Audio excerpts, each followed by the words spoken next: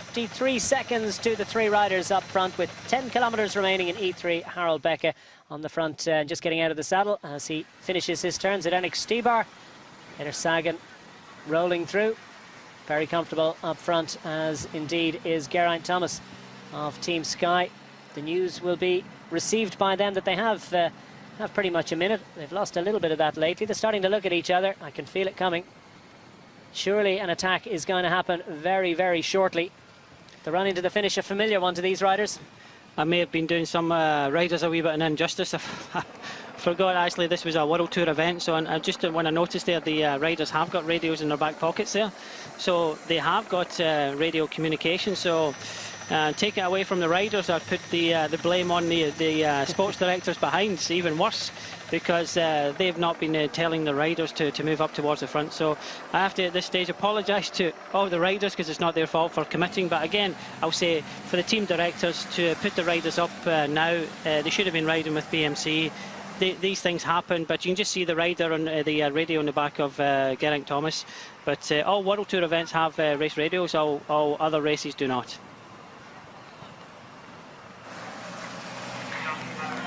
Peter Sagan goes to the front, and his ears must be burning at this moment, because surely there are conversations going on in team cars behind, particularly in Team Sky and Etixx Quickstep. Geraint Thomas rolling through. He kicked this one off and is perhaps the strongest of the three in the break. Not that there's much to choose between them. They've worked very well indeed. The gap is coming down ever so slightly now, Declan, but it's more that the three riders in front are starting to finesse a bit. They're not giving 100%. They know they've got a bit of an advantage, and they're just trying to save a little bit of energy for the final few kilometres, but they can't hang about too much now.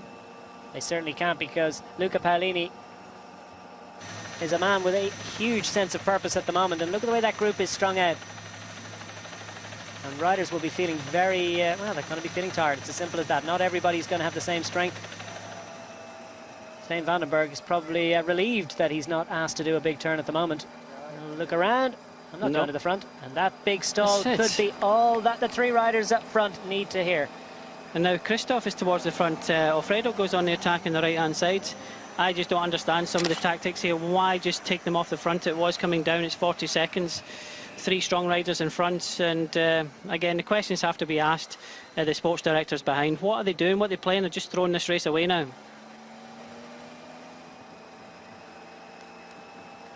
A little more impetus comes into the chase, courtesy of Lotto Soudal.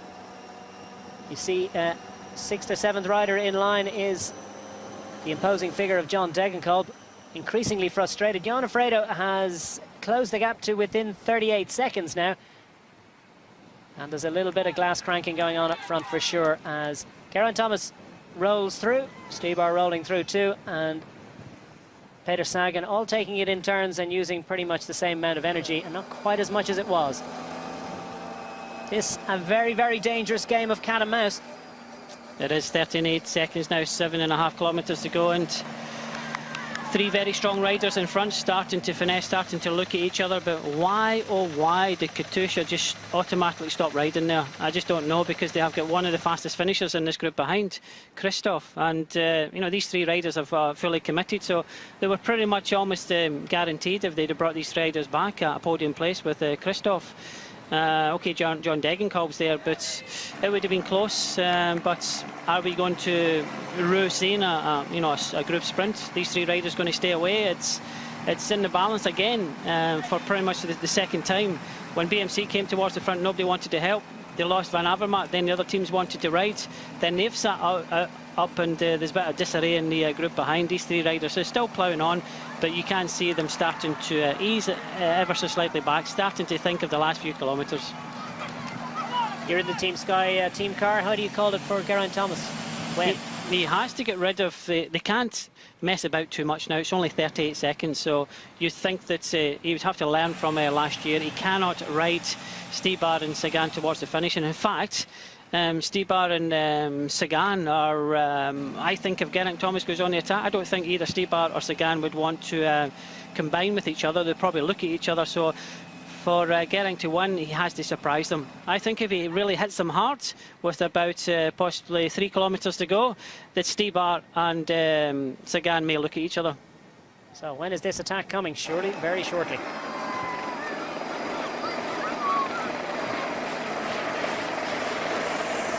Katusha absolutely burying themselves to try and get Alexander Kristoff back into contention. The gap, though, has gone back up to 44 seconds with 6 kilometres remaining in E3. Harelbeke, the 3 riders up front, still working well together. Not quite perhaps the same impetus that they had when they initiated this attack somewhat 30 kilometres ago. A little bit under that, but they've been out there for a long time. And we are expecting any minute now an attack from the man at the back of the group, Geraint Thomas. They're starting to look at each other. They know it's coming. It's not going to be a surprise when it does come, because definitely the impetus has gone out of this group up front. The impetus a little bit more so, I think, from the group behind. Still trying to keep the pressure on as they come to the top of this short little rise. It's Peter Sagan, the fastest finisher of the 3 riders in this group, that's on the front of the group. Also the reigning champion of Harelbeke, a winner of a stage in Tirreno Adriatico just over a week ago. And one interesting fact has become with 5 kilometres to go, both Peter Sagan and Stybar actually won their respective national championships on the same day, in the same race. Sagan actually won, Stybar was second, but they have got combined championships. I just think of Geraint Thomas, who looked super strong in the Old Guaramount. He instigated the attack.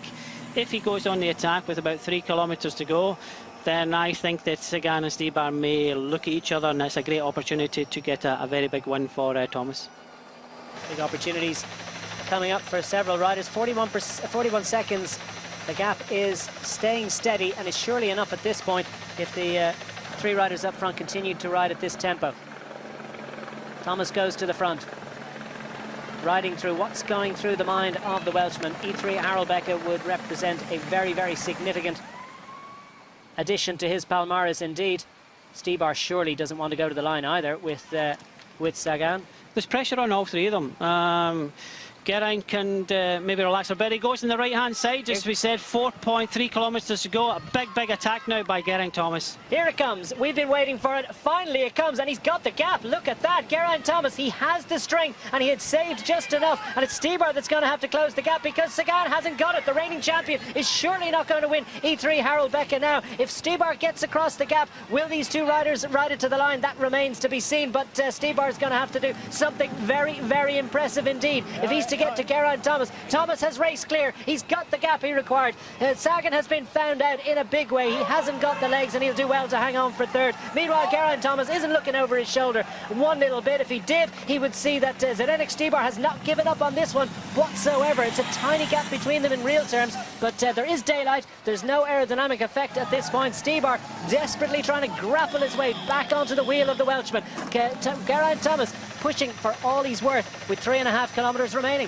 Well, it's a time trial into the finish, and Geraint Thomas is a very good time trials on his own. He's been out front for a long period of time. Stybar trying to come up to him, but there's a gap about 5-10 seconds. But Sagan is gone.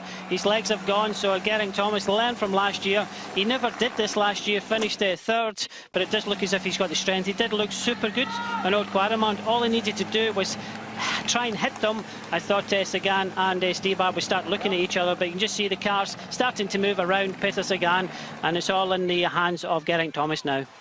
Well, you say Peter Sagan is gone. I tell you what, I think Zdeněk Stybar is gone in terms of getting on terms to take victory in E3 Harelbeke this year, because 10 seconds is the indicated gap between this man and his chaser, the lone chaser, Zdeněk Stybar. I say lone chaser, Sagan is still chasing a few seconds behind, but he's out of it in a big way. It's a match race between these 2 up front, 2 of the strongest riders in world cycling, but Geraint Thomas is one of the strongest pursuers in the world, and he has got the bit between his teeth, and he's got the opportunity to take the biggest win of his career. It would be surely at this point for Geraint Thomas' biggest win on the road for sure. 11 seconds, it's only going up, and he's racing towards glory. The man who was 3rd in this race 12 months ago, 28 years of age, now racing with Team Sky with just 2.5 kilometres remaining. Nothing surely is going to stop Thomas now, so he's timed it perfectly.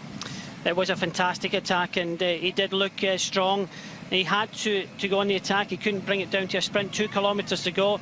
You think as the gap creeps up to Stybar to 12 seconds now, it does look as if he's got it in the bag. He learned something from last year when he came to the finish with with the man sitting in third place at the moment, Peter Sagan. But a brave effort here by Stybar, but he's up against a stronger man. Looks like another near miss for the Ethics Quick Step squad, because it's another important victory in the Classics for Team Sky. They've got the win in Het Nieuwsblad a few weeks ago, courtesy of Ian Stannard. He is behind, in the group behind, and he'll have the news that Geraint Thomas is racing towards glory. Now just 1,800 metres remaining between himself and a very big win indeed. He's already taken victory this year in the Tour of Algarve, and he has put together some very, very impressive performances in Paris-Nice, especially second on the stage there, and fifth on general classification. An immense performance in a week-long stage race. And Geraint Thomas now, he turns his attentions to the Classics, turns his attentions to the remaining 1,300 metres. Nothing surely is going to stop him now as he races towards the kite. Yeah, 1 kilometre to go, 15 seconds. He has got 7 pro wins in his career, twice in Bayern Rundfahrt. But last year when he finished third in this race, and he's going to top the podium this year. Brilliant performance. He instigated it in the old Quaremont, and chapeau to Geraint Thomas. Well, we wondered if he'd done too much work in initiating this move and really driving it on. He was clearly the strength in the group, albeit they all three were working as a unit. But Stybar and Sagan surely knew that this attack was coming, but there was absolutely nothing they could do about it. Thomas left just a little bit of daylight, so by the time they were aware of it, he was already very much on the pedals. And as he reaches the finishing straight, inside the home straight now for Geraint Thomas, and what a thrill this will be for the young Welshman. 28 years of age, he's been a pro several years now, and has really developed over the last few years to be a vital cog in the Sky's stage race and Classics squad. And who would bet against him taking a monument very, very shortly indeed. But this is a very, very big win, because coming up to the finish line, as he has a little look over his shoulder, well, he can be absolutely secure in the knowledge that he is going to take victory this afternoon. It's an imperious performance, a powerhouse performance by the Welshman. He gets his hands in the air and he punches the air, because Geraint Thomas is the winner of E3 Harelbeke for 2015. Zdeněk Stybar will have to be satisfied with another very impressive success, for another very impressive performance, albeit not quite the success that he would have liked. So Ethics Quick Step, the bridesmaids once more. And they managed to distance the big threat, Peter Sagan. But here comes the sprint behind, and Sagan has been mopped up as we look to see who's going to make it through for the sprint success. Is it Van Barle on the front for, and coming on the right-hand side, or in the middle of the group, is Trentin. Is it Trentin for the Ethics Quick Step squad? And just alongside him, I think, pinching that one was Christoph.